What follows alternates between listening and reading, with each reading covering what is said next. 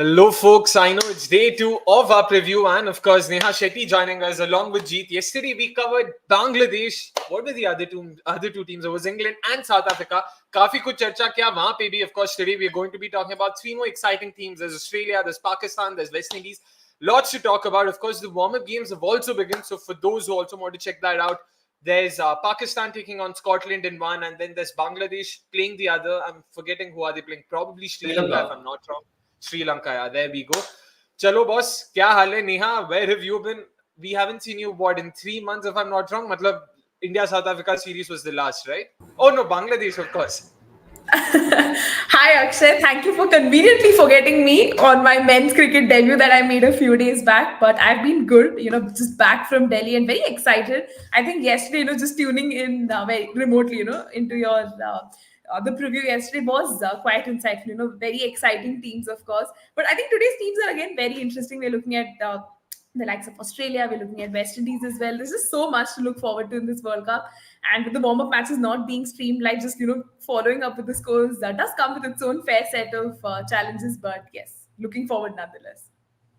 Yeah, I mean, lots to talk about, but importantly, we will probably be one of the first ones to say, कि boss, शायद Australia इस बार World Cup नहीं जीतेगी, and we'll be the ones trying to defend that side of the argument. So it'll be interesting because, like always, I'm not blaming other people or something. It's fair. It's fair अगर कोई बोलता है कि यार Australia जीतेगा because side अच्छी है. हम ये कभी नहीं बोलेंगे कि side अच्छी नहीं है. But I haven't come across so many people talking कि यार probably there is a chance that Australia can slip up, which is very surprising because I know. I'll be very stupid if I say कि Australia की team अच्छी नहीं है, but this is probably the closest any other side or multiple other sides would come to defeating Australia. So which is why it's going to be even more exciting. थक गए यार हम भी जैसे हमने कल कहा था पिछले तीनों बार ऑस्ट्रेलिया जीत चुकी है 2018, 2020 and 2023. It's high time we see someone else. It's importantly high time we see a first time winner. And who better than, of course, Team India, like always. I will be a hopeless romantic there. Lots to talk about. We will start soon, of course. कल हमने alphabetically start किया था, तो इस बार हमने सोचा थोड़ा reverse में चलते हैं. So we'll go the other way around. So let's start with West Indies, of course. Jeet, hi. West Indies last played against Pakistan way back in June. They also had a series against Sri Lanka. Before that, if I'm not wrong, that was in May. So those were the 8 T20 as they played this year, which is one of the lowest for any of the sides. So they haven't played in a while. CPL खेला था बीच में, but क्या लग रहा about the side? No, I think it's still a very, very strong squad. Of course, the addition of Leandro Dotton changing the entire complexion of how the squad looks. And of course, they've got another experienced player in Stefani Taylor as well. So in terms of experience, they have got the big guns, up and firing again for this particular tournament. I know Nisa Mohammed misses out. He wasn't a part of last edition either. So it's not a name that I'm, particularly looking at. It's the names that, I would like to focus upon. That's Haley Matthews. We all know what she has done. We know what A.T. Fletcher is capable of. And of course, she had a daughter making a comeback from a retirement, and Stephanie Taylor. Shamila Connell, of course, has the experience, but well, that's a different thing altogether. So, in terms of the overall build of the squad, I think they've got genuine match winners this time around. Yes, so far they have been completely dependent upon what Haley Matthews does, how she performs, and the number of games she ends up winning for a squad. It will still be a lot more different this time going around because they have got other names popping up as well in every game that has been played of late. So I've still got quite a few hopes from this particular side. Even when you look at the group, it's a relatively easier group for them. So I would not be entirely surprised if they make the cut in the top 4 this time around. But yeah, it's still a decent blend. There are a few new names as well that feature in the squad, like Mandy Magru comes into the side. Seda James has been a part of the West Indian setup. She was a fantastic player at the under-19 level as well, and was having a terrific domestic season, I beg your pardon, heading into the under-19 T20 World Cup that took place a couple of years ago. So a few new names, but we have seen what they are capable of as well. So I've got quite a few expectations from this side. Yeah, fair enough. It is shaping up to be a decent side that way. And we also spoke about yesterday, while discussing South Africa and their strengths and weaknesses, that game between South Africa and West Indies that's going to happen in Sharjah, that could potentially be a virtual knockout there. Whoever wins could go through to the semi. So it will be interesting. West Indies definitely have a chance there. Neha, thoughts on West Indies in terms of the way they are shaping up ahead of the World Cup? Yeah, I mean, West Indies definitely has been one side to watch out for. I think when you look at the series they've played since the last T20 World Cup, I know it's not a lot. Yet, every single time they've stepped up, stepped onto the field, we've seen them, deliver some powerful performances. I think recently, it was that series versus Pakistan that we really saw them shine. You saw so many match winners coming to the forefront, actually delivering. And now with the WCPL also, happening so frequently, you see, right, match winners constantly propping up, which is a wonderful sign. And I think I'm definitely running out of adjectives to describe Hayley Matthews and the kind of impact that she has had on the team. We have to acknowledge she's a young player herself, and the way she has been admirably leading the side and quite literally scoring the bulk of the run. Sometimes chipping in with those wickets also has been nothing short of remarkable. And I hope she can continue that vein of form onto the World Cup as well. But all in all, I think West Indies is looking good. A lot of fresh faces, as Jeet also rightly pointed out. They would be kind of the dark horses, to be that fourth team that kind of qualifies. All in all, just expecting a good one from them. Yeah, fair enough. And surely enough, we will be talking about their dependence on Hayley Matthews, and she's been a one-woman wonder for them that way. She's been the highest run scorer since the end of the last World Cup, scoring 300 runs, over 300 runs more than the second ranked. And then she's also the highest wicket taker, and she's taken 11 more wickets than the second ranked bowler. Just going on to show, SRV Neki, she's just the top ranked batter and the top ranked bowler.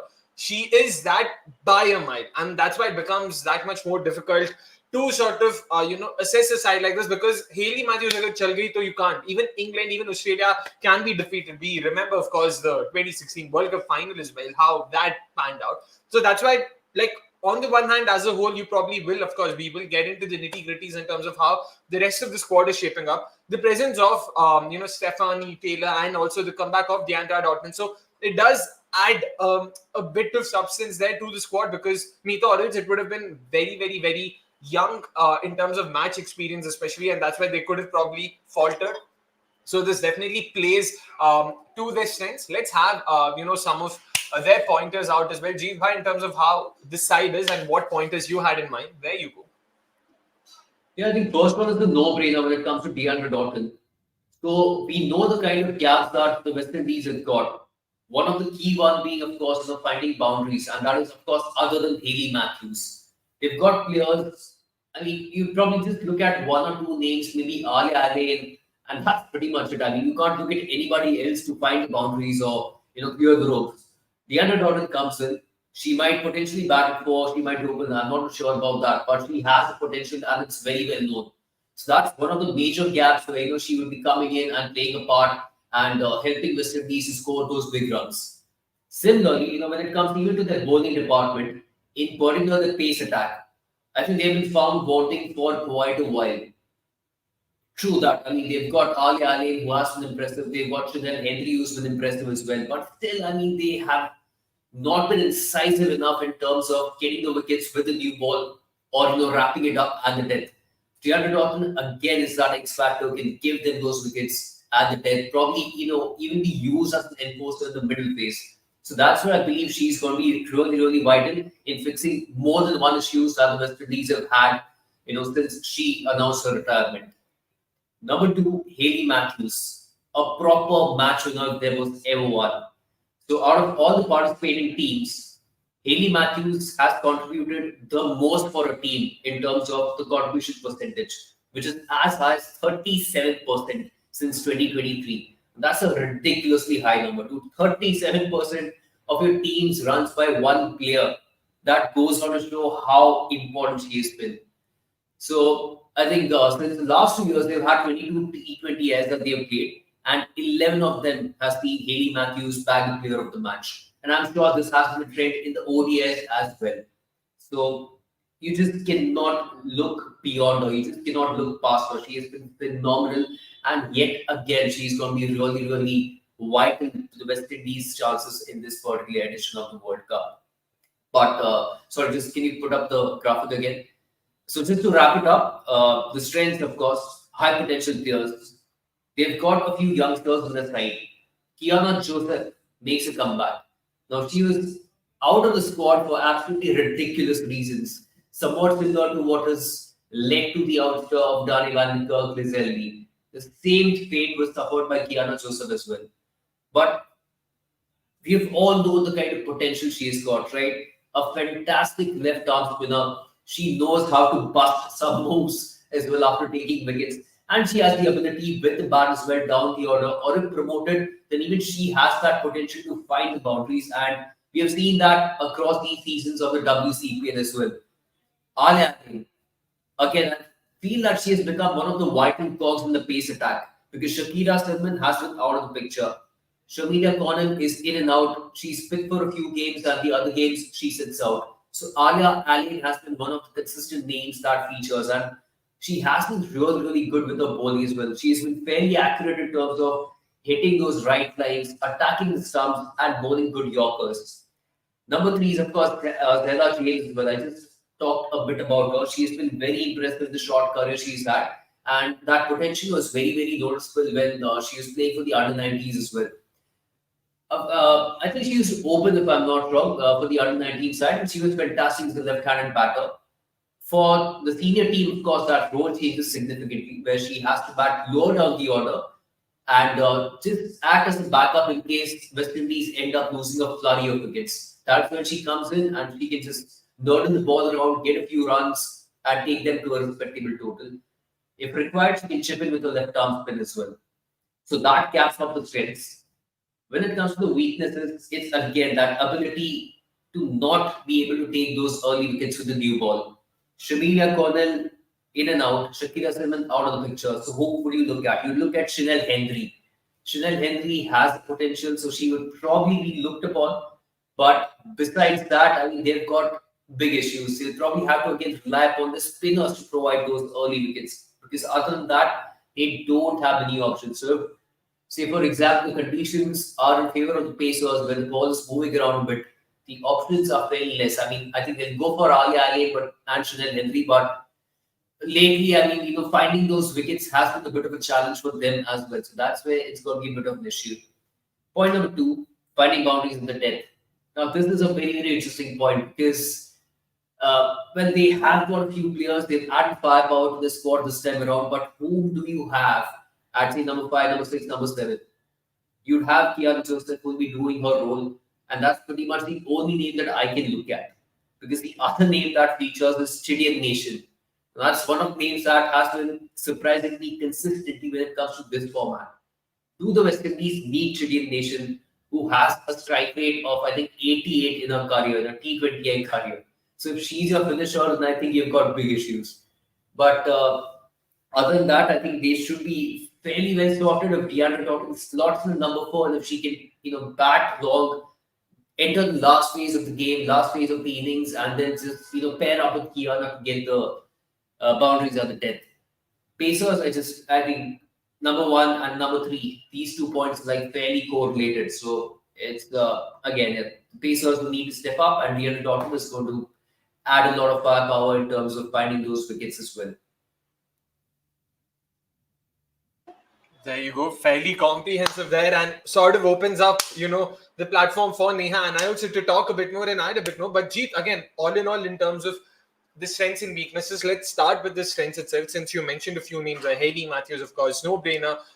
Another stat, of course, she amongst the participating teams, she has the most player of the match awards, like you mentioned, 11, and the second highest is at 6. So once again, it's not just about her performances, it's the gulf between number 1 and number 2 that clearly shows ki boss, she is there to perform and perform how. And Neha, again, in terms of this bowling attack as well, if you look at it, they have most bases covered. They've got their off spinners in Hayley Matthews. There's also, of course, Karishma Ramirag. Then there's the left arm spin of Kiana Joseph. Then there's, of course, the leg spin of Afi Fletcher. So in terms of that, and be the pace bowling, I personally, I did like what I saw of Shamilia Cornell, especially in that Pakistan series. She did seem to be in rhythm. She was bowling well there. So it can be interesting of how she performs. Of course, the conditions wouldn't be in her favor. But all in all, how are you looking at this bowling attack? Yeah, I think West Indies bowling attack definitely looks formidable. I think there's a lot of variety in that bowling department. I know there is a tendency to not be able to get those wickets up front, as Jeet rightly mentioned, but perhaps that is something they are definitely, working on getting better as well. So that sense, I'm fairly confident that West Indies can put up a decent performance as well. If they are bowling first, try to restrict the opposition, and I think that is something that will definitely come in handy, because the moment you restrict the opposition to a low total, you can probably chase it down as well. And we've seen all of these bowlers perform consistently at the international level. I know sometimes inconsistencies do crop in, but at least this crop of bowlers do look fresh and pretty much daring to go. So in that sense, I'm fairly confident we can expect a good showing. Yeah, fair enough. And just before we sort of continue, of course, there is a question there. World Cup के practice matches का क्या scene है? What are being streamed and what isn't? Of course, every team यार सारी teams दो warm up matches खेलेंगी. That's how it's going to be. And from what I understand, none of the games are being streamed online. But the India games, of course, will be available for your viewing on all the Star associated channels and Disney Plus Hotstar in India. So that's that. But sticking to West Indies itself in terms of how they're bowling. So once again, focusing on their bowling itself. So let's just have a look at some of the data points we have in terms of their spinners and how they bowled, especially given how the conditions in UAE is going to sort of favor spin. They haven't been too bad themselves. Have been sort of there and thereabouts in terms of the best in the business. Beat England, India, and Australia. They're thereabout. Beat balls per wicket, beat run rate. So clearly they have gotten it in hand. Afi Fletcher is a name we spoke about in the Pakistan series. She was very good, and in the Sri Lanka series as well. If my memory serves me right, it was the series decider where she took a four, which included Sri Lanka's top four, Vishmi Gunaratne. There was also Chamari Attapattu, and after that, Harshita Samaravikrama. So clearly, she knows how to bowl, and she has been consistent for them, which is important. Like we've always spoken about how T20s, especially having that wrist spinner is very important. They usually tend to be your primary wicket takers when it comes to spin bowling. So that's good for them. But a big L for them would be their batting against pace. So now talking about their batting as well, they are the worst performing side. It's not often we say about any batting unit, but something's gone down south. Agar aap Bangladesh se bhi niche ho yaar, kahin pe bhi. And this isn't probably indicative of how good or bad they are because they haven't played too many games. So that also would have played a role. Importantly, they played each of these 8 games in the Asian subcontinent, an area that they don't really play often in, a geography they don't play often in. But Jeet, how do you look at that? Once again, let's just have that chart for your reference. But how do you look at that batting performance especially? Because with the new ball, you never know. Agar koi aake Haley Matthews ka bhi wicket le le, to that could potentially be mean that West Indies would be stuck in the doldrums. True that, but yeah, I think it's the run rate where they've taken a bit of a hammering because having a run rate of less than 6 against pace is quite alarming. But yeah, they've had the struggles, and it again perhaps reflects upon the kind of players that they've had. There is nobody who can take the game from the scruff of the neck, attack the pacers, or attack any bowler, and put them under pressure again. It's always on Haley Matthews, and because she's had a squad around her or a team around her, when nobody else bats that aggressively or has that consistency in their performances, she has to put her hand up and anchor along. So that is also where you would see those numbers that get skewed a bit more than they should have. So over here it could be a little bit different because she knows that what, I've still got the support of Stefani, I've got support of DeAndre Norton, and there is somebody like Kiana Joseph, Alia Ali who can attack. So we've got the firepower, we've got the batting depth as well. So that might potentially open her up and allow her to play her game a lot more freely and a lot more aggressively in the power play. So far, numbers have not been good, but I think this time around it could change, knowing that she has got a lot of backup this time. So let's see, hoping for things to change. But coming to even the bowling, one of the interesting things that always catches my eye with the West Indies is that the utilization of pacers versus spinners. You often associate teams from the subcontinent to be relying upon the spinners. That is where they would end up bowling, say, 65 to 70% of the overs of spin in a T20 game. And it's barely that new ball value or the death value that a pacer would provide. So at the most, they'll have probably 2 pacers on the side. That's pretty much it. But that is why I think West Indies stands out a bit. They are very much like that subcontinental team who relies upon a lot more of spin bowling. Of course, Hayley Matthews puts her hand up. And like the other names that you mentioned, Kiana Joseph, AP Fletcher, Ashwini Munisar is the backup. Zeta James can hold her arm over as well. So again, it might be a very, very similar case where there'll be a lot of spin bowling that they might do with a bit of pace bowling. But it's been a bit of an interesting pattern. And for them, luckily, it's been working out.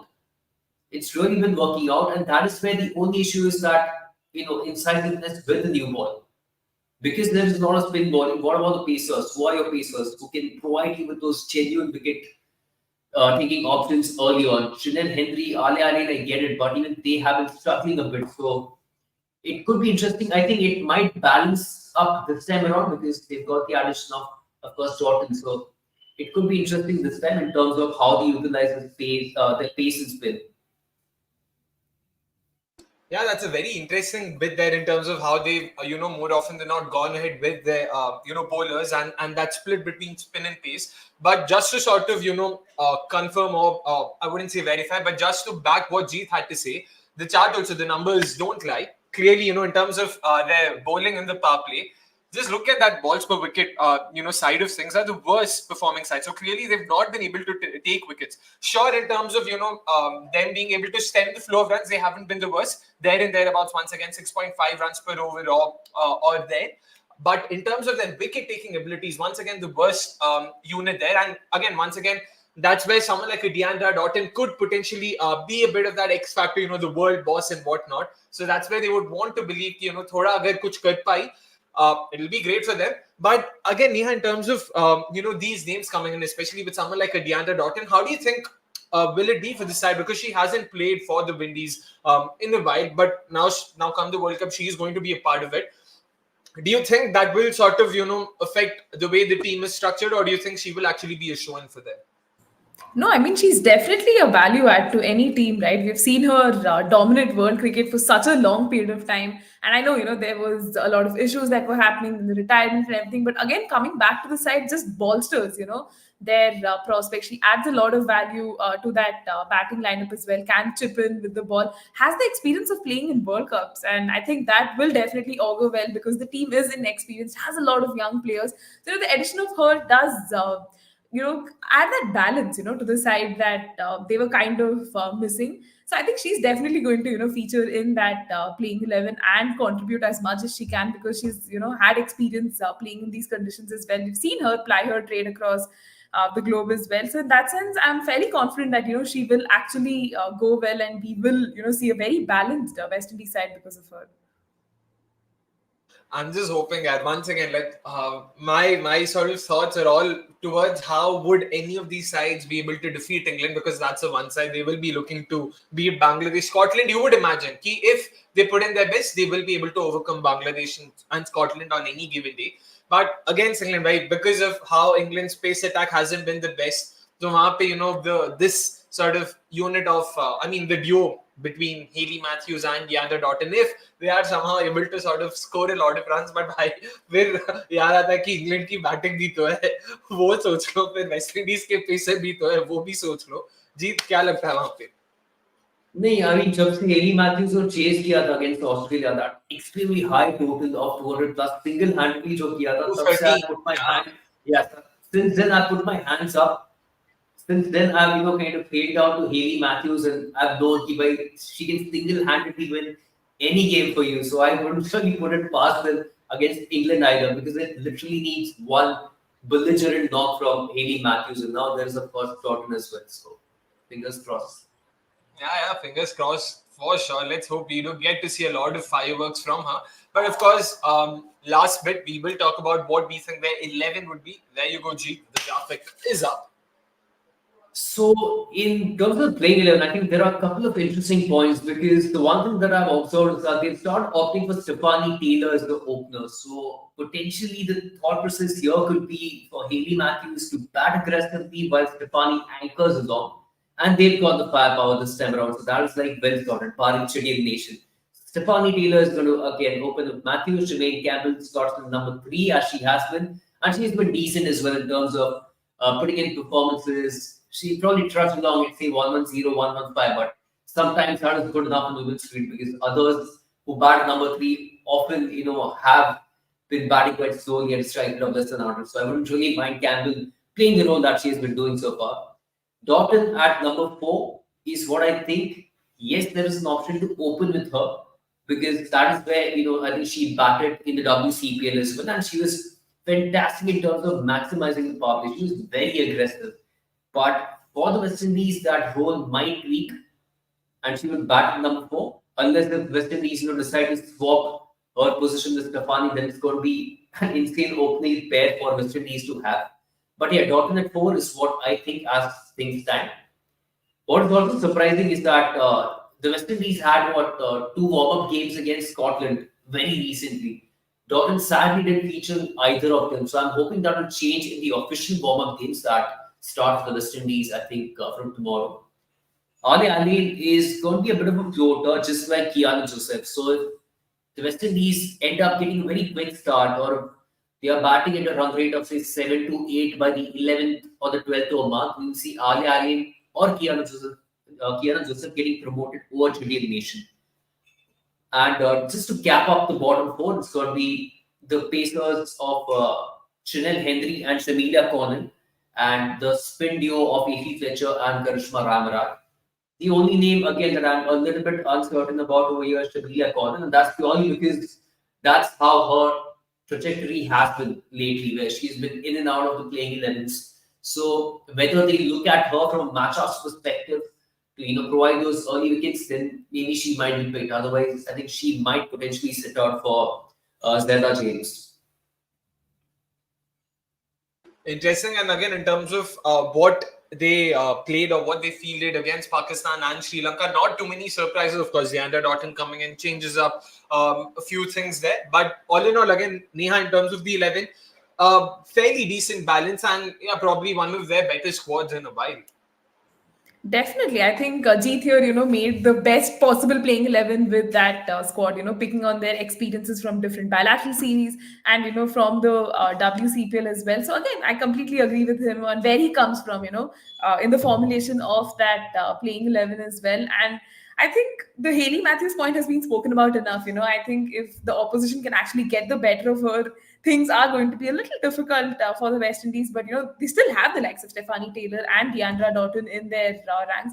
But I think again, when a team hinges so largely on these players, that's when the inexperienced players and other weaknesses kind of gets exposed, and oppositions can just walk all over them. Hopefully West Indies doesn't come across a situation like that, but still will be interested to see if they can actually win those crucial games in their group, because a lot of people aren't giving them a lot of not, I wouldn't say support, but aren't giving them that sort of a chance, because again, we'll have to see how things pan out. But all in all, yes, I would agree that that is a formidable playing 11.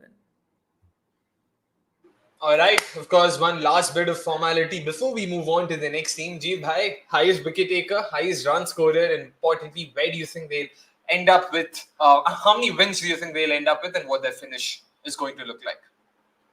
Okay, so no price I'm guessing in terms of whom do I expect for the most runs spot. It's going to be Hayley Matthews, of course. It's probably the wickets where I think it might spring a bit of surprise to many. But I think opted for Kiana Joseph, so it's that Barbados Royals duo. So that's where I think Kiana Joseph might come into play, because again, she's a very very attacking bowler. She knows how to get wickets in all phases of the game. So I think that is where she's going to really hold the key. In terms of where I expect the West Indies to finish, for me they are the dark horses coming into this tournament. So while maybe we not really back them to probably make it even into the semi-finals, I still feel that they will be one of the two teams alongside either England or South Africa who will make it through. I hope against South Africa don't end up going through and make me look like a fool. But West Indies, I've got high hopes, so I do feel they have got enough firepower and more than one match heading into this tournament to make it through to the semis. Yep, fair enough. And West Indies also, like South Africa, play 3 of their games in Dubai and 1 game in Sharjah, which would be against Bangladesh. So I stand corrected. West Indies versus South Africa, which is how they began the tournament, is in Dubai, not in Sharjah. So not that changes a lot, but even that is still a different venue. So it'll come with its own set of variables. So that was that in terms of what we had to say about West Indies today. Now it's time for us to move on to the second team. And is it our first team? No, it's also the second team from the Asian continent that we will be talking about, which is Pakistan. Team India के लिए time है भाई, मतलब अगर वो लोग India को देर से ला सकते तो हम तो फिर भी कर ही सकते हैं यार. तो let us talk about our पड़ोसी, of course, Pakistan, a side that actually has developed and improved a lot over time, but of course there's still a lot of gap to cover that way. But still, this is, like most other teams, probably one of their strongest squads ever. So that way, they are looking good. They seem to be improving, going in the right direction. Be it their intent, be it their strike rate, something we've spoken about time and time again. This has definitely been one of their better years for their batters. Be it, scoring or registering the highest ever score of 181 in the South Africa series, or their batting lineup, their top order registering their highest ever strike rates across years. So since T20, since their debut in T20 as in 2009, 2024 has been their most productive year in terms of strike rates. So clearly things are moving in the right direction, but of course we will shed light in terms of what we think about the side. Let's have the squad out first. Kahan pe bhai? Pakistan, there we go. Yes. So again, fairly obvious names, not too many surprises. Fatima Sana, the skipper, that was probably a surprise when last month she was announced skipper before the South Africa series. That probably was something that not a lot of people saw coming. She's still a youngster, 23-year-old. Of course, she's played 4-5 years of international cricket, so that way she does come with a lot of experience. Importantly, comes with a fair bit of experience playing overseas leagues. She's been a part of the WCPL. She's played the Super Smash as well, down under, and she's also been a part of the Fair Break. So that will definitely come in hand for her. Alia Riaz, Rana Beg, Gul Firoza, Iram Javed, Muniba Ali, the wicketkeeper, Nashra Sandur, Nida Dar, Umema Sohail, Sadaf Shamas, Sadia Iqbal, of course, subject to fitness of squad, but now she's well and truly fit. She, of course, played the series as well. Sidra Amin, the batter, there's Saida Roop Shah, who's also a leg spinner, Tasmia Rubab, the left arm pacer, and then Tuba Hassan to cap off a fairly decent squad, a fairly young squad once again that way. Young squad in the sense they have a lot of really young people, and then they've got the likes of Nidadar and Dana Beg and Alia Ria. So that in the end brings the average to a fairly decent 29-30-ish. So all in all, in terms of the squad, in terms of covering the bases, I do think they have a fairly decent squad. Not a lot of key names missing that way, be it injuries, be it form as well. Neha, let's start with you in terms of what are your thoughts on the squad and how they have been, in terms of recent form. Yeah, I mean, talking about Pakistan does open a Pandora box of problems for me, at least. First up was that change in captaincy that I did not kind of see coming, at least till the end of the World Cup. Tum Nidadar ko nikal ke you're getting in Fatima Sana. I mean, probably that is something they could have considered after the World Cup, this whole succession plan and everything. I mean, not that Nidadar is that old that, you need a succession plan in place right away. So for me, that is a big red flag. I what was the mindset behind that? Nonetheless, I think Fatima Sana is that X factor that Pakistan has had in their ranks for such a long period of time, does contribute brilliantly every single time. So fine, they've found a leader in her. But just looking at Pakistan's squad overall as well, fortunately there are no shocking exclusions or inclusions. Looks like a very well balanced side, but unfortunately I think Pakistan often finds themselves contending with inconsistency that creeps in. I think we've seen the recent series versus Pakistan where versus South Africa, where a lot of times we're just not able to understand that mindset batting. They kind of go into that conservative mold, and it just gets really, really difficult to come out of that, and that kind of becomes a problem. But I think for them the most important thing will be to find that ideal playing 11, not mess up with that. And I think we'll have to go easy on Fatima Sana. It's like her first tenure as captain, leading her side in this elusive tournament. You're in such a tough group, so we'll have to probably go kind in that respect. But I think Pakistan does have those decent names on paper. It's just about them being able to make the most of those conditions and just playing more consistently, I suppose.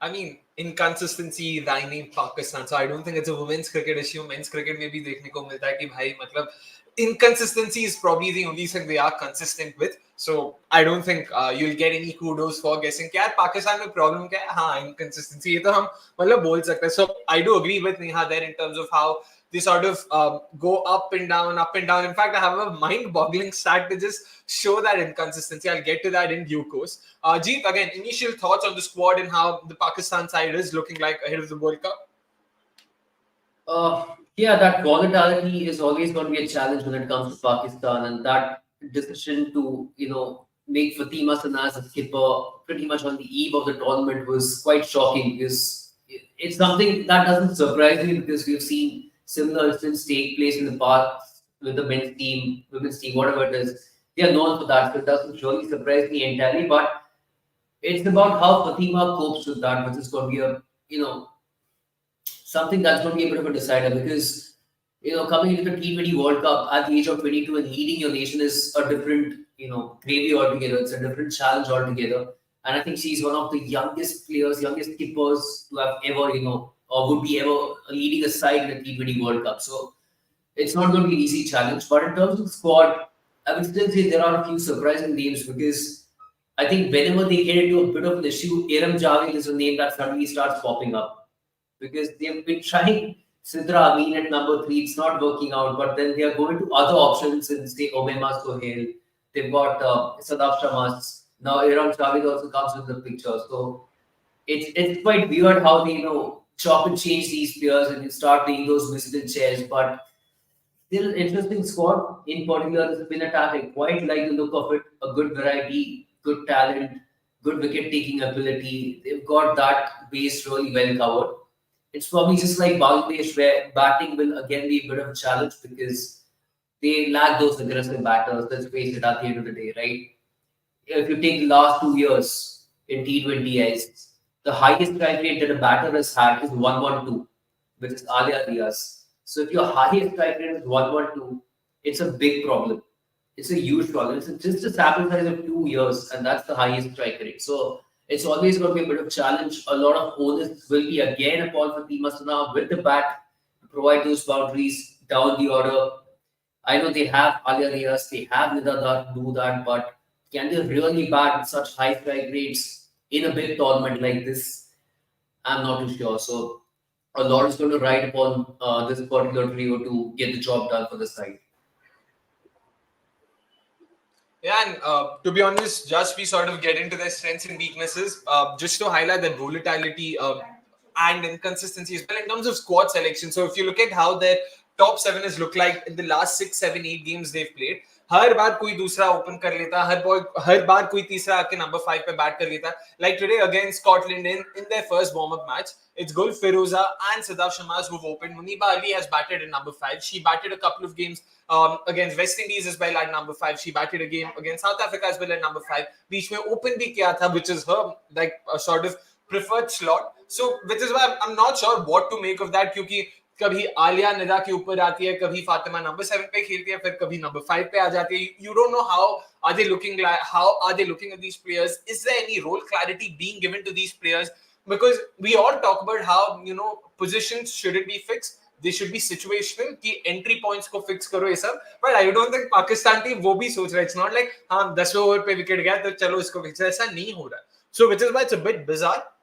So it will be interesting to see come the World Cup, come their first game of the World Cup, who do they actually stick to and who do they open with, who do they play in the middle order, what that looks like. Because abhi jo bhi humne 11s bhi kiya, it is based on what we saw in the bilaterals. So I don't know if agar koi matlab dusra bhi kuch ho gaya, like Jeet mentioned, Ram Javed has made it to the squad. Now if they have a sort of eureka moment ki boss चलो इसको खिलाते हैं number 4 पे या number 3 पे कहीं पे, then we don't know who misses out, how will they look at it exactly. So that will be a bit tricky to sort of contend with as well. Sportsman goes on to say, I think the only bright spark in the Pakistani T20 side was Aisha Naseem, who's left the sport. Yaar, it's probably probably their biggest ever what if, to be honest, and something they will have to make peace with. It's so sad. What a youngster. I mean, ठीक है, मतलब there's no point talking about what's not happened. Let bygones be bygones. Abhi cliches ko band karke let's of course talk about their strengths and weaknesses. Here we go. Yeah, in terms of strengths, like we spoke about earlier, like I said earlier, of course, there has been an improved showing in terms of how they batted in the power play.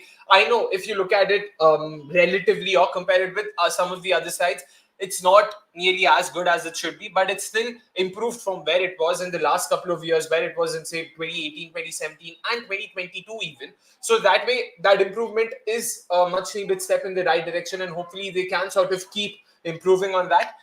Now, this best catching side in 2024. I know a lot of people would want to hold me to that. Ki chal kya raha? How can Pakistan be the best catching side? This is exactly what I mean to sort of talk about their volatility and their inconsistency. Pakistan has the best catching efficiency for any of the 10 participating teams in 2024. They've got a catching efficiency in excess of 75%. So clearly they've been taking their catches. But they've also, at the same time, been the worst side when it comes to ground fielding. They've let the most boundaries pass through. Their ground fielding has been abysmal. But at the same time, their catching has been phenomenal. So you just don't know. You don't know what will you get from a Pakistan side.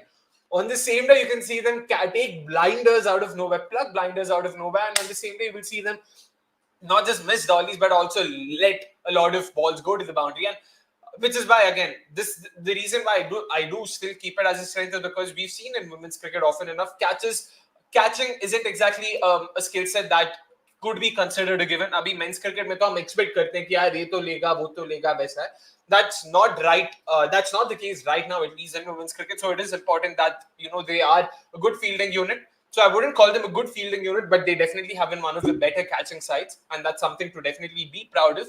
And thirdly, and the most important point for them is a very, very, very well-rounded spin attack. And I will stress on that well-rounded bit even more so. It's not just about having options for the sake of it. Of course, West Indies have that, Bangladesh have that, England also has that. Everyone's got that variety, but they've got potent options in each of these different playing suits. So be it Nida Dar for their off spin, be it Sadia Iqbal for their left arm spin, Nashra Sandhu also will of course be there. There's Tuba Hassan, who I definitely liked a lot of with her wrist spin. So there's definitely lots to look forward to.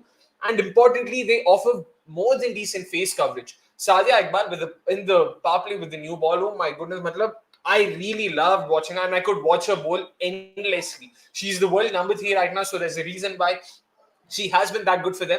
In fact, in the West Indies series in the home series against West Indies, she was able to nip out Hayley Matthews twice in the power play, and if I'm not wrong, Pakistan ended up winning both the games, or they ended up winning one of them and came very close in the other.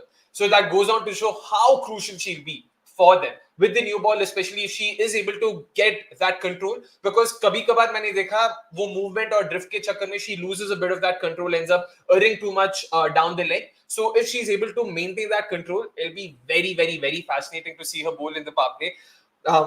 Early prediction, but I generally think she will be taking Smriti Mandana's wicket in the World Cup. So I'm looking forward to that. I'll talk about that when we come to Team India, of course. So there's Sadia Iqbal, and then there's Nashra Sandhu, another slow left armer who now bowls in the middle overs, can bowl even towards the end. I wouldn't say death. So again, that way decent face coverage. And then there's Tuba Hassan, who is probably one of the only sinking bowlers that I've come across in the Indian subcontinent. Yeah, मतलब लोग दिखते नहीं है. You could see her clearly looking at batters and how they're playing and adjusting her lines, talking to players. And that's not something we see often enough in women's cricket. It's usually set plans. Ki boss plan ye hai, field ye hai, aise ball dalo, bas khatam baat. You could see her actually thinking about it, and she's also a gun fielder. She's also sort of developing improving her batting ability. She's wanting to become an all-rounder. So clearly you can see that she is someone you can look forward to come the future editions. But even here with her spin, she can definitely be someone to watch out for. And then there's, of course, the experienced Nida Dar. Sure, again, in terms of numbers, she's not had the greatest of years. Thoda economy zyada. She's in the early eights in terms of how many runs she's conceded per over. But that experience comes in hand come the World Cup. Yaar, tension mat lo. People, we remember Virat Kohli, what he's done. So you can't count her out. To uska off spin ho, uski batting ho. So that way, in terms of options for the spin attack, they have too many and they don't need to be worried about. But on the other hand, now talking about the weaknesses, spin agar acha hai, to high pace bowling unfortunately utna acha nahi hai wahan pe, and that's why they will be a bit worried. It is a very misfiring pace attack because there is Fatima Sana who's done decently. But apart from that, the likes of Diana Baig, who herself is coming from a bit of an injury, so she made her sort of come back in the series against South Africa and wasn't the greatest. There is Tasmia Rubab, who I genuinely liked a lot of. Usne ek hi match khela, the second T20 where she defended 23 runs. It was her debut. It was, it was supposedly a sudden debut. That's how they labeled it. Last minute change की वजह से she had to play. Very smooth run up, very good action. Potential है, but youngster यार एक ही match खेला. We don't know if she'll get a chance in the World Cup, so you can't really sort of hold on to her.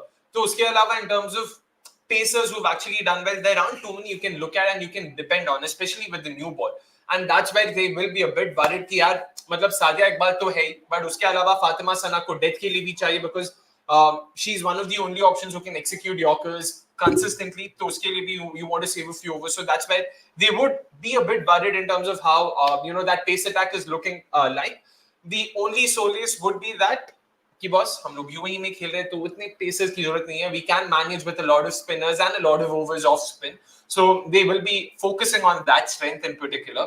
But yeah in terms of weaknesses, lower strike rates, it's almost funny कि strengths में हम लोग improve play batting भी बोलते हैं, but unfortunately फिर भी like Jeet mentioned, despite having improved their showing, they're still far away in terms of where they have to be with respect to the other teams. So we do have a graphic for that as well in terms of how their top order batting has fared this year. So there you go. Once again, numbers, like always, wouldn't lie. So they haven't been the best, especially when it comes to their run rate. Just look at that. They've been the third lowest side. They have scored barely at about 6.2 runs per over, and that won't cut it. In the World Cup, you need to be much better than that. अगर हम West Indies को गाली दे रहे थे कि यार तुम लोग 6.5 पे मार रहे हो, ये लोग तो 6.2 पे, so they will have to up that. They will have to be much better when it comes to their hitting abilities, when it comes to scoring more boundaries, and that's where Fatima Sana's promotion will be very key. In the first match, she did very well against South Africa. That is, once again, we will be referring a lot to that because they made a lot of changes there. Fatima Sana, like always, batted at number 7 there. Did very well. There was a lot of noise around कि यार उसको promote कर लो. पहले भी किया, she's done well.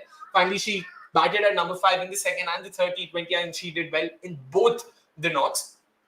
In fact, again, early scoop, I did get a chance to talk to Fatima Sana, and that interview will be out soon.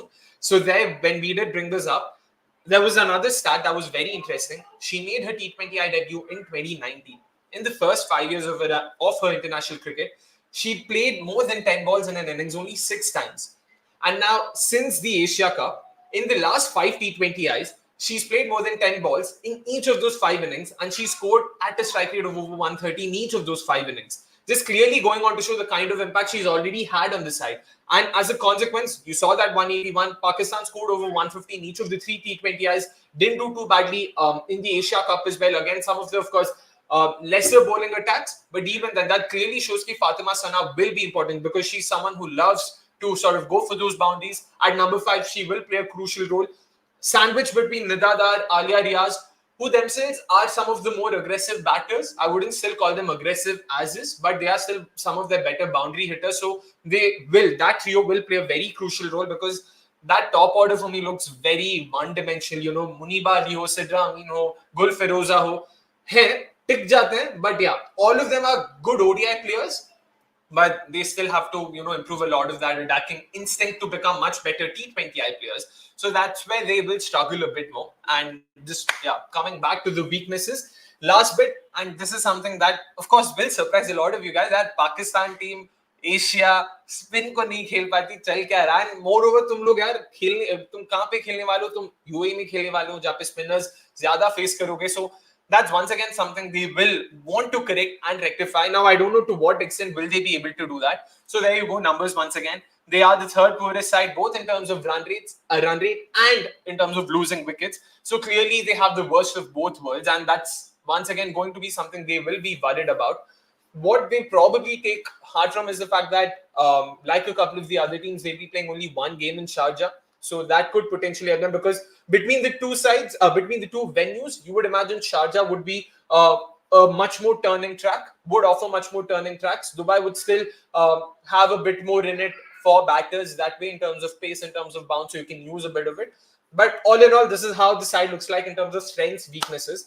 Jeet, let's start with you. Points हमने mention कर दिए. Anything you want to add or anything you want to reiterate in terms of how that side is?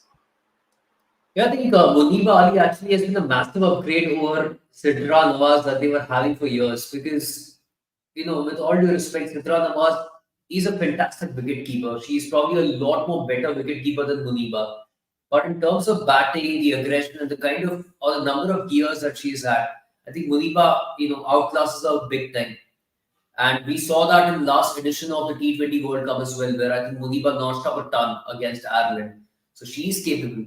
And Ireland have a very decent bowling attack as well. So that was a good bowling side against which she scored that century.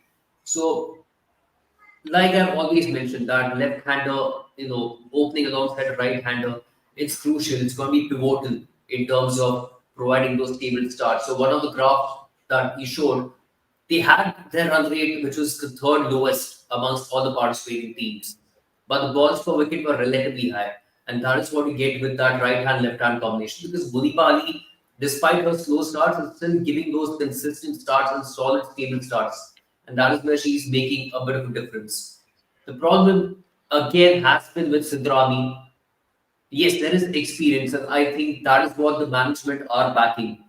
But in the 10 active calendar years that Sidramin has played in the T20 format, in none of the year has she had a strike rate touching 100.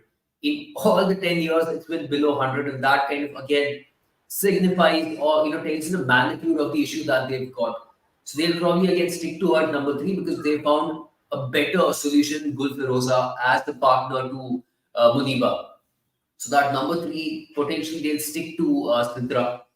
Now, the problem is again, you've got two new additions. I mean, Sadaf has been a part of the side lately, but if you're having her in the squad or if you're having her in the playing 11, like that last T20 against South Africa, and she doesn't even bat when your side is like 5 down, 6 down, 7 down, you have slotted her in that number seven, number eight, then there is no point. So I think that is something that they'll really have to work out. So a lot will again depend upon the trio that you mentioned. It's going to be Fatima Sana, Nidadar, Alia Riaz. Spin attack, very well sorted. Something even I was looking into where Sadia Iqbal is like very well known that she brings in a lot of value in the power play, and that is where she majorly operates. So they have that well sorted in terms of left arm, can take the new ball. And then they've got Nusra Sandhu who operates in the middle overs and at the death. So they have got that pace coverage that is looking fairly good. And of course, you can't beat the experience of Niladar. And if Omema Sohail is fit, she might chip in, and she is a bit of a unique off spinner as well with her action. So that's going to be interesting as well. Tuba, just like you, I mean, I rate Tuba very, very highly. I think she is not spoken about enough, but she's a fantastic wrist spinner with a very good control as well. So I think she's going to be one of the players to watch out for, and how she performs in that middle phase is going to be really, really vital for Pakistan. If required, of course, Neha Shah can chip in as well because she also has been good with her spin. She has been a fantastic outfielder and can chip in with a bat as well with some handy strikes. So they've got good backup options, if I have to put it. But yeah, I mean, they will have their own set of challenges in terms of how their top four bats and the kind of starts they provide in terms of the run rate in the first 10 to 11 overs. All right, Neha, what about you? Anything you would want to add in terms of how that squad looks like right now? Yeah, no, definitely. Nothing much to add from what you guys already spoke about. But just talking about Tuba Hassan, I've been following her performances and progression, since almost like a good 2 years. And I think she's definitely one to watch out for. I know, there's a lot of chopping and changing that happens in that Pakistan side, but I think she's still, able to maintain her composure and do well in all the opportunities possible. For that, I would really give her credit. And even talking about Nidadar, now she's been stripped of her captaincy, which is, a massive loss. But then I think she would want to, come back with that vengeance, step up as a player and actually perform, which I'm definitely looking forward to because even while she was captain, it wasn't like, it affected her performances. I mean, although Pakistan was having a bad time as a team collectively, not being able to put up performances, it didn't affect her personal performance. So I hope, she can continue that good vein of form, continue to, contribute for the team's cause, and we will see results, coming in. So I think these are two players I will definitely, keep my eyes on and just hope for the best. And I think we even spoke about Fatima Sana, a young captain. She has a lot riding on her this World Cup, and you're placed in such a tough group, so it will be very difficult. And just looking at Pakistan's performances, over these ICC Women's T20 World Cup editions, they've never made it to a playoffs. So can it happened this time around? Perhaps not. But if they can pull it off, I think it would absolutely be a miracle. And, we could see them perform some really good, put in some really good performances. So in that sense, yeah, if not a semi-final qualification, I hope, they put in those good performances, win some crucial matches, and have something to take away, which can actually be a building base and blocks for, better outings going ahead. I mean, that way again, they will be happy about the fact that since the end of the last World Cup, they've defeated South Africa in a series, they've defeated New Zealand in a series in New Zealand, they've also won a T20 against England in England. So there are these small sort of wins that they will take in the stride. So they would be definitely again in a much better place compared to any of the previous editions. Sorry, Jeet, you were also adding something. Yes, he showed one of the stats that reflected upon how they struggled against spin.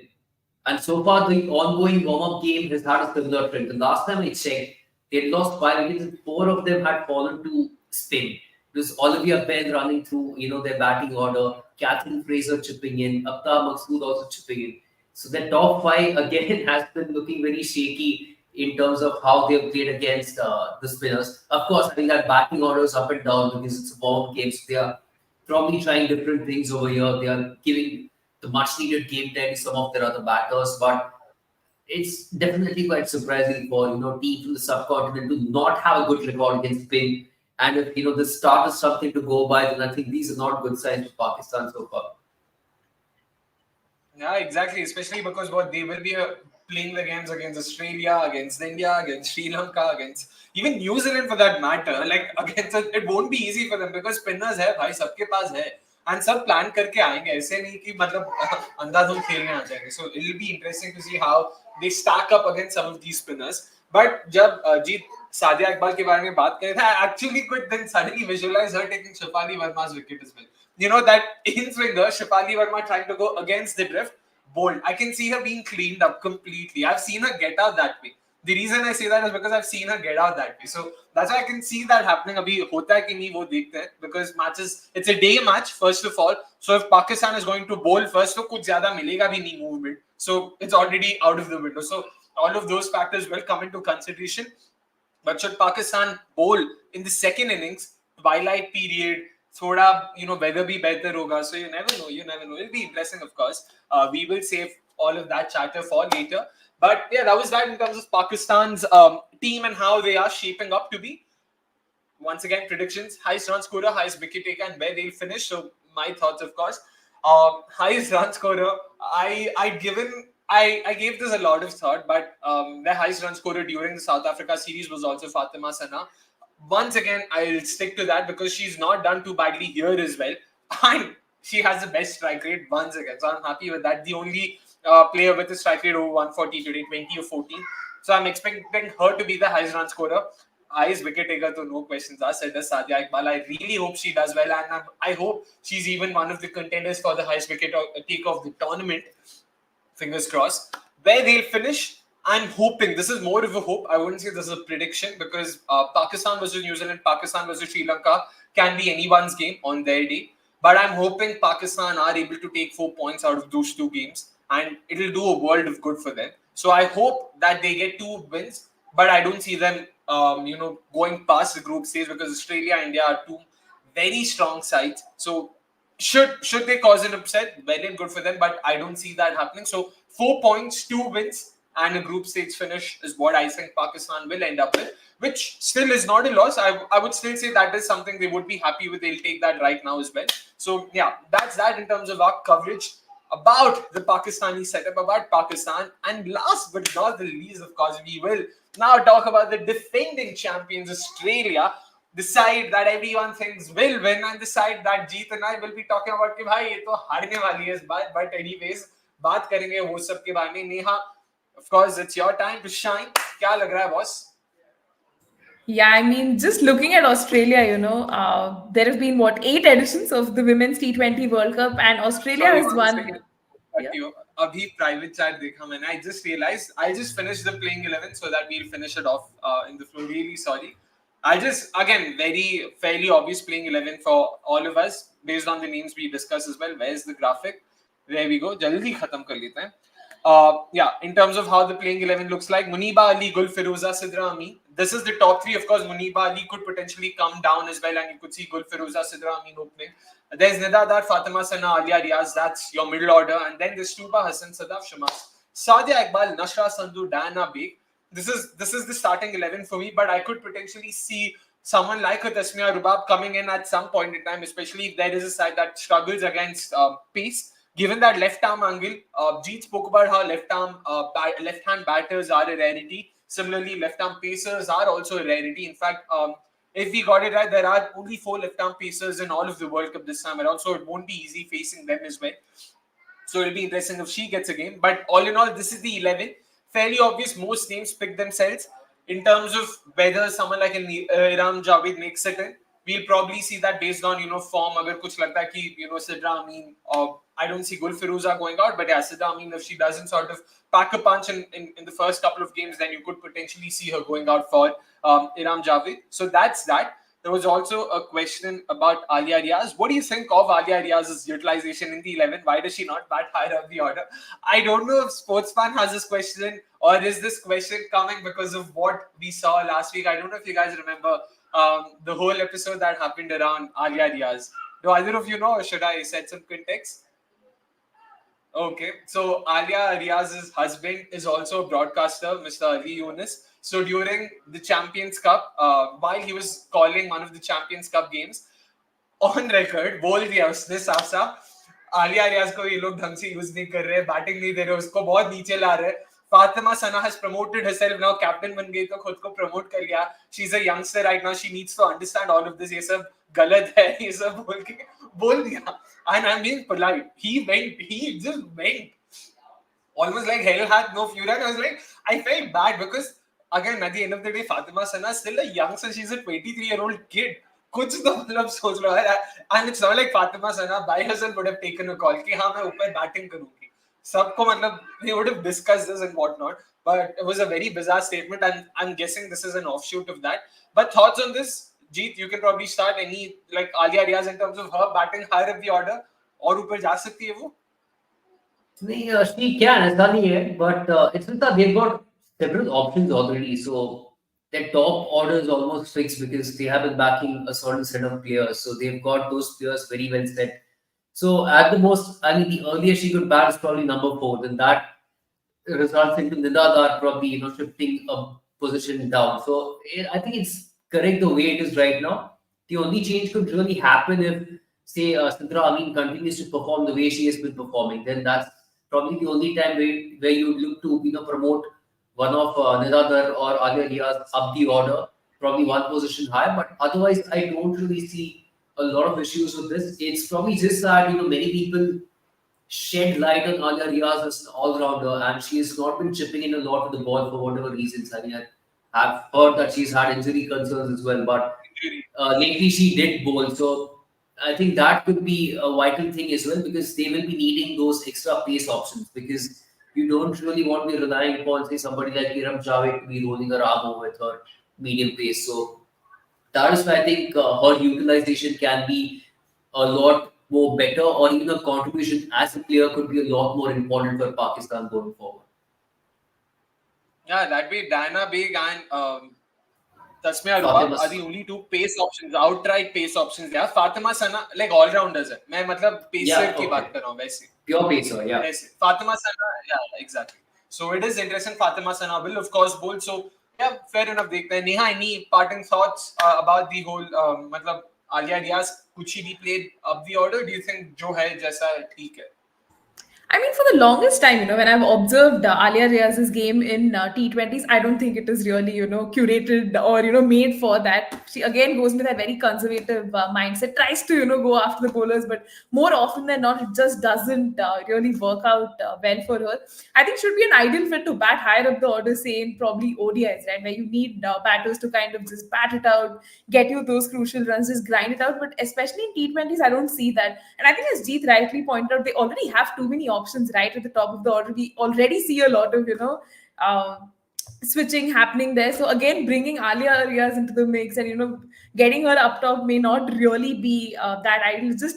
It becomes a musical chair situation that just makes things all the more complicated. So right now, if she can contribute, with those 15-20 run cameos, if there are those early loss of wickets, and she can chip in, I think it's still a win-win for Pakistan. So that's I wouldn't read into it too deeply, and yeah, let's see how Pakistan kind of utilizes her this World Cup. Actually, one of the better options for Pakistan, it's purely my suggestion. I mean, they could always have Alia bat number 3 and not have Sidrami at all. That allows somebody like Omema Suhail to fit in number 4, have Nidadar at 5, or Fatima Sana at number 5.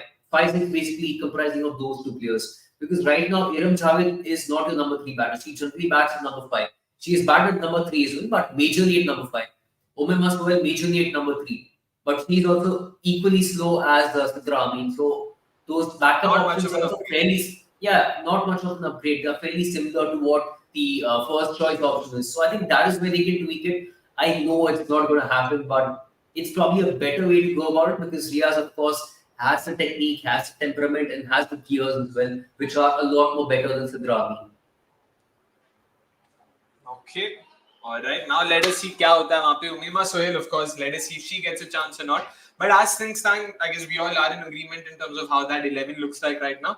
बाकी देखते हैं जब tournament start होता है. And now, of course, let us give the stage to Neha, who can finally talk about her, I wouldn't say beloved, but yeah, of course, Australian side, the defending champions. Neha, the stage is yours.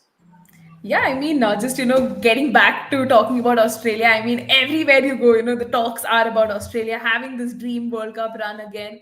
I mean, just look at. I was just talking about this point earlier that we've had what 8 editions of the Women's T20 World Cup. Australia has won it 6 times. I mean, I think even dominant as an adjective would be not enough to describe that sort of a performance. I mean, every single edition we see them come and just produce their magic and just ensure that the gulf is widened even more. But this time around, I think with the way the teams have been stepping up and performing around Australia, I think they will definitely give Australia a run for their money. Nonetheless, just focusing on Australia alone, with the squad that has been named formidable. I mean, the players who have been included, a couple of them, coming back from injury. So a lot of exciting names that have made their presence felt. I know we'll talk about Jess Johnson, how she doesn't, kind of feature in that squad. Again, there's been a lot of hue and cry, why is Jess Johnson not a part? But that's again just the quality of Australia, right? I mean, they have such wonderful players that someone or the other will kind of, not make the cut. And again, just looking at this squad, right? They have depth across all the departments. I think, I'll talk more about that when I reflect on the strengths as well. But Australia, all in all, is again looking really good. All set to go for that seventh title and just go for the kill, right? I think it's a given that they will make it to the semi-finals. That's why I think even one of my predictions did suggest that. But उसके बाद थोड़ा देखना पड़ेगा. But so far, I'm just very pleased, with the kind of squad chosen, and not very surprised that Jess Johnson doesn't, mark her presence here. But yeah, Australia is definitely looking good.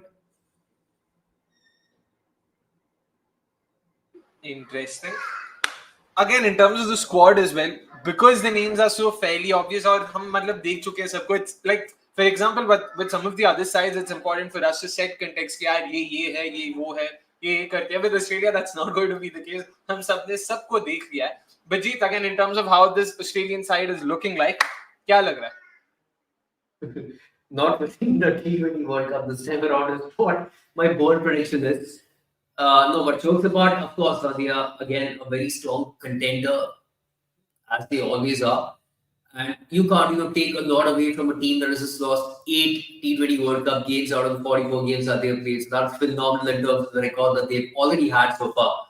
So out of the 8 editions, there have been only 2 editions where they've ended up losing 2 games. That's it.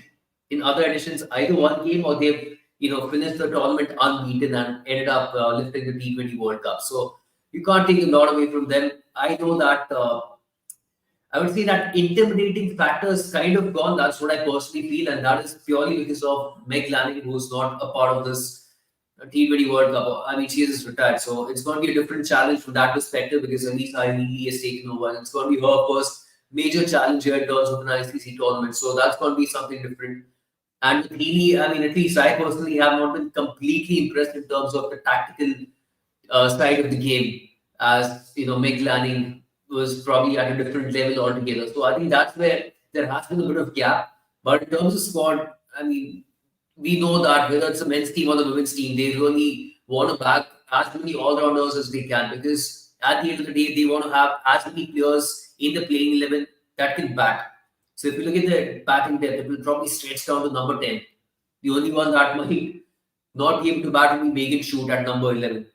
And one of the interesting things with even Megan Shoot that I observed is that she's probably played, I'm just giving you a random number, but if she has played, say, 100 T20 years and she has only got a bat in like 15 of them. So that goes on to show how frequently they do not lose 10 wickets or get to that number 11 batter. So everybody's phenomenal in terms of chipping in with the bat, and everybody has that solid technical base that lays the platform and perform the way that they do.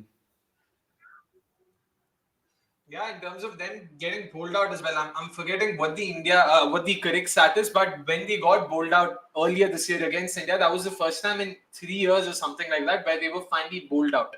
But now that's happened twice, because uske baad against South Africa and New Zealand bowled them out, right, in the 134 wale match mein. So that was it. So, but clearly it shows that despite them being so formidable, the you can see cracks. That's all I'm saying. Now, अगर वो cracks को deepen करना है तो क्या करना है वो तो बाद में देखेंगे, of course.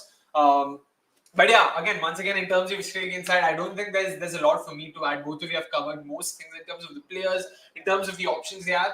But of course, we'll also have to shed light on their strengths and weaknesses and how that side is looking like. And that's where probably we will talk a bit more. Like, it'll become, I feel, a bit of an argument that way. I wouldn't say argument, but two sides of the debate where strengths and weaknesses are. But importantly, what can teams potentially look at in terms of exploiting and potentially even winning games against Australia?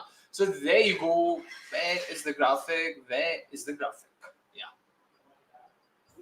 Yeah, I mean, just talking about the strengths, right? First up, you have to look at that competent batting department. You have the likes of Alisa Healy and Beth Moon, kickstarting the proceedings, which is ideal. Having that left-right combination right at the top, and we've seen this duo, dominate world cricket for such a long period of time. We've seen them do well in the T20 format as well. So I think it's the ideal opening combo to have. Then you have the likes of Elise Perry, you have Talia Megra, you have Phoebe Litchfield, and the likes of even Georgia Wareham and Annabelle Sutherland. So you can just see, right, how deep the batting is, which really augurs well for them, because in case you have a situation where you lose those early wickets up front, you still have someone stepping up and kind of delivering.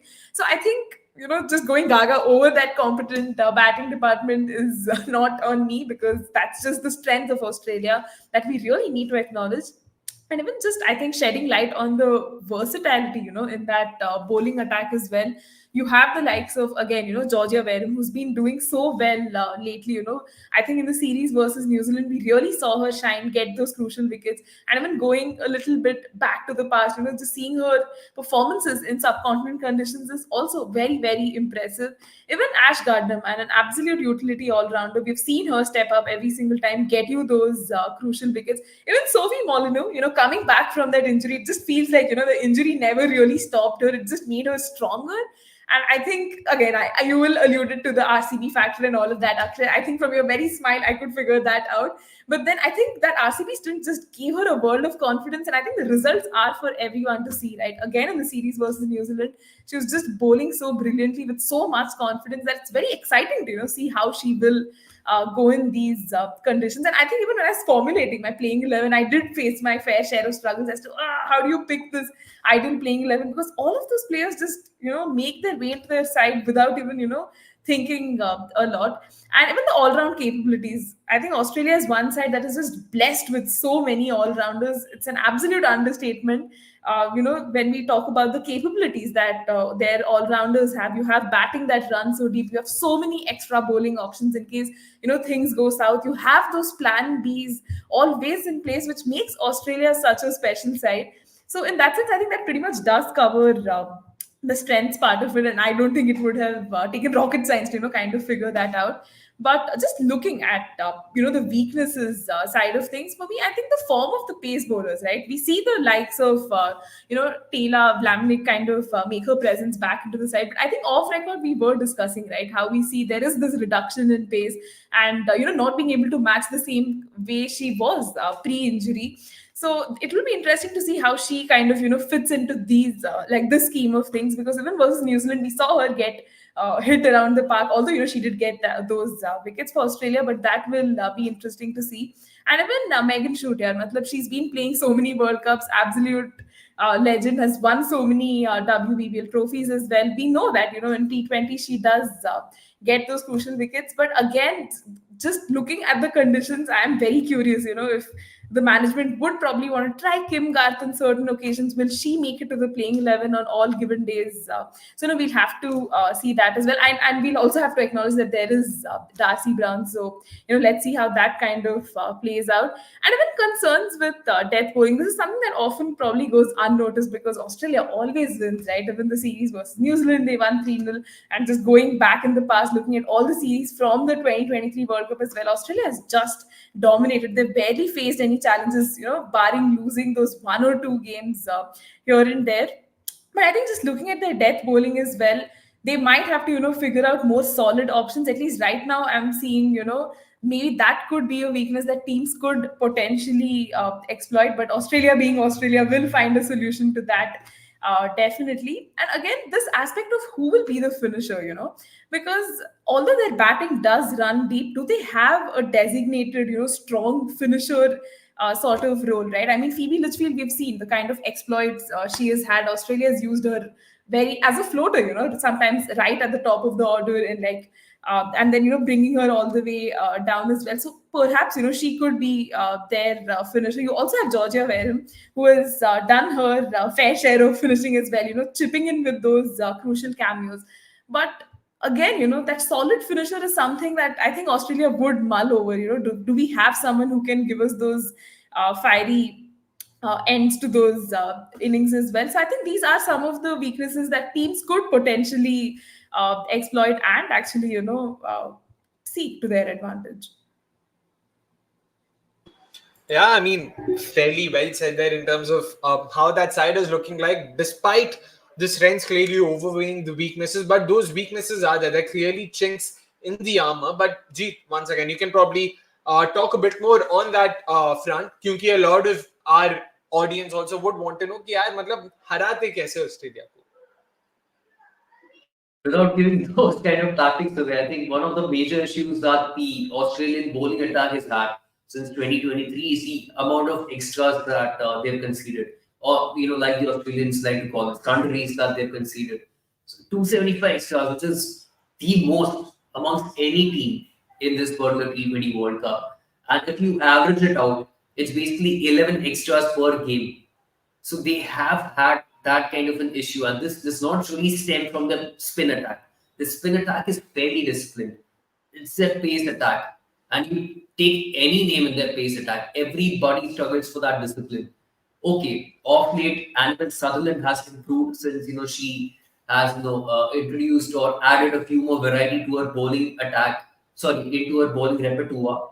And that I think probably happened a couple of seasons ago for the Melbourne Stars at WBBL, where she had her off cutters and everything that she was working upon. She improved with that. The same thing, I think Megan Shute is also one of the better disciplined pacers on this side. But then others, when you look at Talia Migra chipping in, even Elise Perry for that matter nowadays, Taylor Fleming has that issue, Darcy Brown has that issue, Kim Garth also to an extent has a bit of waywardness toward bowling. So I think the pace attack still has been up and down when it comes to that discipline, and that control of the new ball is something that they have lacked time and again. But otherwise, it's still good to see the addition of Taylor Fleming. Good to see her having regained her full fitness, because I still believe she has the potential, or she's always had the potential of breaking those barriers and becoming the quickest pacer in women's cricket ever. She's really rapid. It's sad that her career has been marred by injuries time and again.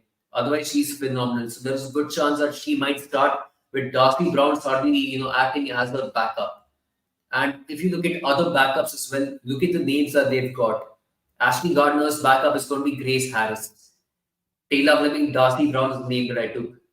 Megan Schutz's backup, the closest the player comes is Kim Garth. Although Kim Garth is a lot more quicker and she generally bowls out swinging random seaman deliveries. So that's another very good backup to have. So they've got really, really good backups on their side. Georgia Merrim and Alana King. That's another pairing as well. So they've got them already very well sorted. All of them have been proven match winners already in their career so far. So a fantastic side overall. Definitely good to see. A few form concerns, I would say. I mean, in particular, somebody like Talia Migra has been struggling to contribute with the bat, and with her utilization with the ball also has reduced significantly off late. So a few issues, but I don't think it affects them majorly as a team because they've got so many options who can bowl. They've got brilliant batting depth that I just focused upon a few minutes ago. So one player being out of form is not going to ruffle the feathers as far as the entire squad is concerned. So they are looking really well sorted, I would say. Yeah, fair enough. And just to add to the bowling bit as well, because that's where I see a chance for the opposition. Batting methods, there's just so little there that opposition or जो भी ball डालने वाला है Australian batters को यार मतलब कुछ है नहीं. There's hardly anything. Like you see one sliver की हाँ थोड़ा एक तालिया मिग्रा maybe isn't in the greatest of form. उसके ऊपर उसके नीचे सब लिखित ढंग के फॉर्म है तो फायदा नहीं है. If anything, you're probably better off having her spend more time at the crease. तुम आराम से 20 बॉल 25 बॉल खेल के 15-20 बनाओ जल्दी आउट करके. Like that's how good they are. But come to the bowling again, it's a testament to how good they are, that because they're average in bowling, that is their weakness. It's not that they're bad. Once again, they're not bad, but what they are is mediocre. They have been mediocre rather. So recent form ke basis pe agar dekhe, in terms of how their bowling has been, they're bang in the middle, bang average. That's how you would put it. For any other side, you'd be like, हाँ ठीक है, मतलब चल जाएगा. They're not the worst. You'll manage with it. But because this is the Australian side, this is all you'll get. This is what you would call a weakness, because right now with this slim pickings, कुछ है नहीं बोलने के लिए, तो we have to focus on this. So clearly, pacers like Neha mentioned, ज़्यादा अच्छा किया नहीं है वहाँ पे, be it in terms of not conceding too many runs or in terms of taking wickets. Compared to the other sides, they have been slightly more mediocre. And between Taylor Fleming and Darcy Brown, again, I'm interested to see how they go about it, because Taylor didn't look the greatest. I know comeback career, injury, and wasn't at her best in terms of bowling full tilt and whatnot. But फिर भी मतलब देखना पड़ेगा, and that's again something they look at. Darcy Brown शायद एक match खेली, the second T20 यार, her fielding efforts were poor. Batting to, I mean bowling she wasn't but मेरे को fielding देखे मेरे को लगा इसको तो ऑस्ट्रेलिया में रखेंगे, ऑस्ट्रेलियन साइड में रखेंगे नहीं, क्योंकि Australian side is known for how good they are and all. She dropped 2 catches, she misfielded thrice or something, all in a span of 5-6 overs. So maybe one of those days where the ball just kept following her or something, because I haven't seen too much of her clearly because she hasn't been on the field often enough. But it'll be interesting to see how they go ahead. Is it Taylor, is it Darcy, and will they sort of also tinker with the 11 based on workload management, because that's also something they would want to be wary about. I know World Cup hai 5-6 matches hi to khelne kya hota hai and stuff like that, but you never know. Australia love to be thorough and professional. But sticking to the bowling bit as well, I know हमने spinners की बात की, and spinners अच्छे हैं, ऐसा नहीं कि spinners अच्छे नहीं. In fact, there's very little to separate in that grouping of India, Australia, West Indies, Sri Lanka, Australia, and Sri Lanka. Okay, I forgot what was the fifth side. India, England, Sri Lanka, West Indies, Australia. These 5 sides are grouped together. There's very little to separate. But even then, वो थोड़ा एक ऐसा 0.1 Australia आ गया, 0.1 थोड़ा ऊपर है. So that's all you can say. So Australia technically are still just the 5th best bowling side in terms of the spin bowling side. We're just talking about current form here. This is just how they have been in 2023. Of course, when the South Africa series happened way back in Feb, Sophie Molyneux wasn't even playing. I don't think Jess Jonathan Jess Jonathan did play that, or she probably did play that. I don't remember what the side was like. So Wobi would have affected the numbers clearly if they haven't fielded a full strength 11 and whatnot. But थोड़ा वो bowling है जो तुम लोग जो oppositions target कर सकते हैं. But this is where I don't know which other team in that group, in Group A, can target Australia's bowlers. Barring India, New Zealand batters तो भाई मतलब तौबा तौबा तौबा, कल बात करेंगे हम लोग इसके बारे में, बट नहीं है, they're not in a position to be able to attack Australian bowlers. Sri Lanka, there are a couple of names, but I don't know, against the mighty Aussies there'll also be a bit of that psychological barrier that they would want to sort of overcome. So पता नहीं कि क्या होगा वहां पे. And then there's Pakistan. मतलब हम बात कर रहे हैं very slow and whatnot, so it won't be easy, because had it been England, South Africa and even West Indies, you would still sort of think, हाँ मतलब हो सकता है. हेली मैथ्यूज अपने आप से चल गई तो 132 बना के 213 चेस हो सकता है.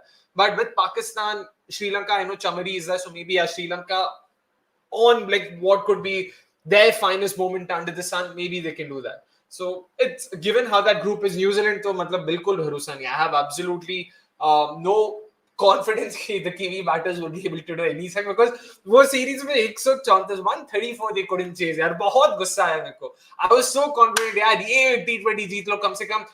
I can at least back it up, when I sort of talk about Australia, I can say कि हाँ देखो न्यूजीलैंड ने हरा दिया तो मतलब है चांस है.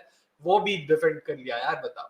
So it won't be easy for sure. There's very little to focus on, to sort of drill home on, but we've seen funnier things happen, like always, as the cliche goes. So yeah, you never know. हो सकता है कुछ भी, तो देखते हैं क्या होता है वहां पे. But Neha, of course, sticking to Australia and their 11 as well. Let's have their 11 out. What do you think their starting 11 would be?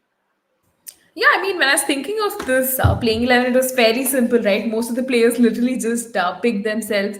But there were, a couple of questions still coming to mind. But yeah, I would have Beth Mooney and Alisa Healy, just start off the proceedings. Elise Perry coming in at 3, T Mac coming in at 4. Although she's going through this tough vein of form, I think it's just a matter of time, before she snaps out of it. And with Phoebe Ridgefield, coming in at 5, it just gives you so much more confidence that, hey, there's still depth in batting, someone who can chip in. We've seen her time and again step up with those cameos. Then you have Ash Gardner as well, who is more than a decent batter, as seen, with her exploits in the WPL and in T20s at large. Then you have Georgia Wareham as well, who again has contributed to any team she has been a part of with those crucial knocks. And Annabelle Sutherland, I mean, ideally would have liked her to bat up, but then, batting lineup like this, there is not a lot you can do. So I think her being there also, just gives you that cushion, extra cushion to the batting and even to the bowling side of things. And Sophie Molyneux, I think we've spoken time and again of how she's just, comes so beautifully from that injury, contributing really well to Australia's prospects.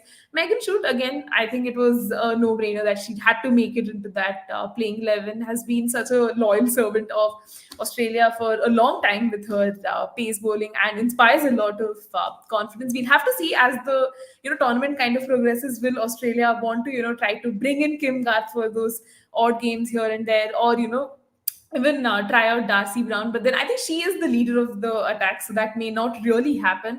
And last but not the least is Taylor Vlamnik. We've seen how she's come back from injury, and we can expect some, if not wonders from her, at least some amount of consistency and some backing. So yeah, the playing 11, at least according to me, looks formidable, and I think more or less Australia will probably go with this playing 11. And I think there's no game they can just take lightly, because all the oppositions in the group are someone who are going to challenge them at very different levels.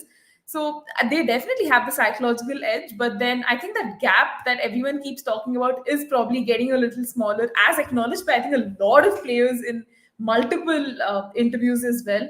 So Australia better, just watch out for their backs, because a lot of teams will be coming at them, full throttle. But at least the playing 11 looks pretty, formidable. Yeah. Fair enough. And Jeet, again, thoughts on that? Because a couple of names missing out, of course. Taylor, Darcy, that's something they will look at. That's probably the only, switch they would look at. Baki Sab and Alana King, another name that would unfortunately miss out because of the way the 11 is looking like. So, kya lagta hai? Any name that you think would feel unlucky? I guess चारों लोग would feel unlucky यार कि मतलब किसी दूसरे देश में होती तो खेल ही लेती. No, yeah, exactly. So I don't think anybody would add to that. But the point here, of course, even I think that Taylor Fleming is going to start over Darcy Brown, because I still feel Taylor Fleming brings that X factor, a little bit more of that X factor than Darcy Brown. But just to back Darcy up, last edition I was waiting a few numbers in terms of the paces that all these pacers were hitting, and Darcy Brown was the second quickest pacer on display in that entire edition, with of course no prizes for guessing who the first was. So Darcy was exceptional with that, but I still feel Taylor has the potential of being even quicker than Darcy Brown. With these injury issues, the one thing I've observed lately is her pace having dropped a little bit. She leaks runs. That's been a bit of a common theme time and again, where there are too many boundary balls that she gives. But if she can still end up picking up 3 wickets, even if she concedes, say, 32 runs or 35 runs, if she can give us 3 wickets, that is exactly what the Australians would be wanting. So that's how they would probably be looking at that particular switch. Other than that, I'm just thinking that do they have the option or would they ever be contemplating leaving out Talia Mikra? Because if they leave out Talia Mikra, it's going to sort out quite a few of the issues. A, she's out of form. B, it will allow somebody like Annabelle Sutherland to bat at 5, Phoebe Litchfield goes to number 4. And that allows them to fit Grace Harris to do that finishing job. So their finishers will basically be Grace Harris and Georgia Wareham and Georgia. Ashley Gardner. Yeah, Georgia Wareham and Ashley Gardner. So a terrific trio of finishers that they would have.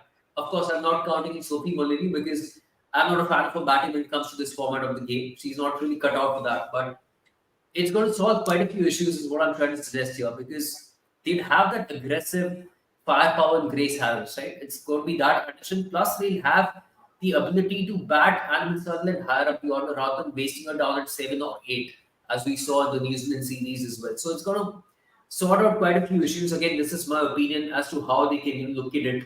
But besides that, I think most of it remains the same as Neha has predicted, because I mean they have been in good form. They have delivered in those particular batting positions, and it's fairly well sorted. So I don't really see a need for them to tinker a lot with that.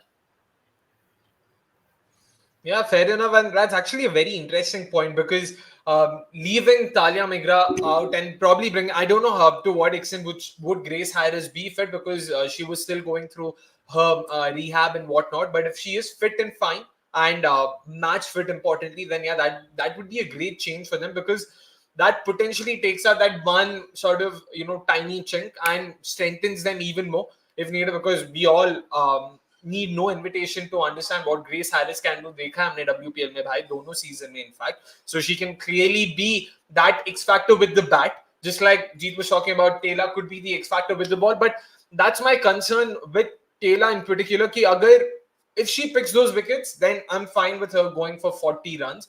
But in the New Zealand series, yeah, she had figures of 3 for 36 if I'm not wrong. So yeah, अगर वो 3 wicket ले भी लेते तो ठीक है, I'm fine with the trade off of conceding 36 at 9 RPU. But अगर वो नहीं होता, and that's where they would potentially sort of end up conceding 5-10 runs above par, and that would bring the opposition into the equation. So they will sort of want to look at that, but of course we never know how that'll play out, and conditions alag honge. Importantly, Australia have never played in the UAE. Australia as a side rather has never played in the UAE. So that's again, of course, not a weakness or anything. Why this side is very professional. You don't need to be worried. But given that, they will maybe need a bit more time to acclimatize and whatnot compared to say a side like India. But India also have never played, but the Indian side or Indian players have participated in those erstwhile exhibition games, the Trailblazers, Velocities, and Supernovas of the world. So they did have a couple of games here. So a lot more Indians would have had a tiny bit of exposure. But I don't know if that's going to be of much help क्योंकि उसको भी 4 साल हो गया है तो बाकी तो देखने क्या होता है. Neha, any final thoughts on the Aussie side or are we all done with them? Yeah, I think more or less done, but open to the debate side of things. I think because you both were really, excited to be like, Australia is not going to make it to the finals. They're not going to win the World Cup this time and all. So let's actually Never talk did about he say that. they're not making it to the finals. Never did he say He that. said that He said they can do may not end up winning it.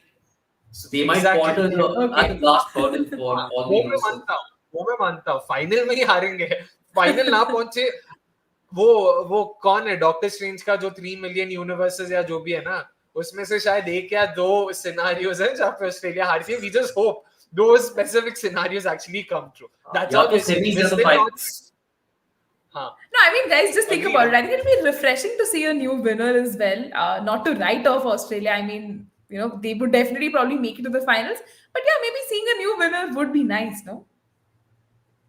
That way, for you to have a new winner, India. I mean, I'm thinking of this mathematically because India and Australia are in the same group. I Same don't group. see England being able to defeat Australia in the semis. So for a new winner to come up, it has to be India because the same group mein to India won't play Australia in the semi-final. I don't see Australia losing the semi-final to. एक तो England खेलेगा नहीं. So the way I look at it, Australia and India, England and one of South Africa, West Indies. So Australia invariably will play number 2.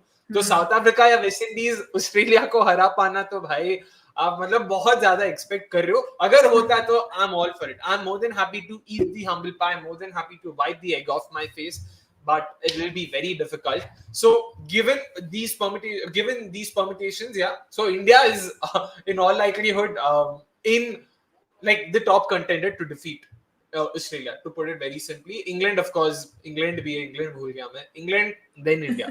So जो भी है देखते हैं. Let's hope that they are able to make something out of it. And yeah, importantly, we want a first time winner. I don't even want to say England. I know मतलब बहुत time हो गया, England को भी 15 साल हो गया अपना वर्ल्ड कप जीते हुए, बट जीता है ना, खत्म बात. मेरे को दूसरा चाहिए, मेरे को तीसरा चौथा पांचवा चाहिए. So let's hope something like that happens and it'll be good for women's cricket in general. We all spoke about how Sri Lanka winning the Asia Cup wasn't just about that tournament itself, because a win like that would then, encourage, inspire more girls to take up the sport. So that way, a win for any other country that's not won before would go a long way in sort of, encouraging the sport, improving the sports penetration.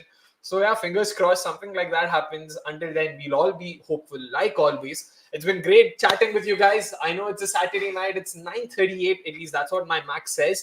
Tomorrow we will be back 8 p.m. sharp. Of course, there are 4 teams remaining. There's India, there's Sri Lanka, there's Scotland, there's New Zealand. 4 teams. We will be covering all 4 of them at depth, talking about their strengths, their weaknesses, what the squads look like, and importantly, why do we think India will win the World Cup? That's it from all of us. Thank you so much for tuning in, guys. Please make sure you hit the like button if you haven't already. And please do make sure you subscribe to us if you haven't already. Until then, it's a goodbye. Have a great evening. And importantly, have a great week.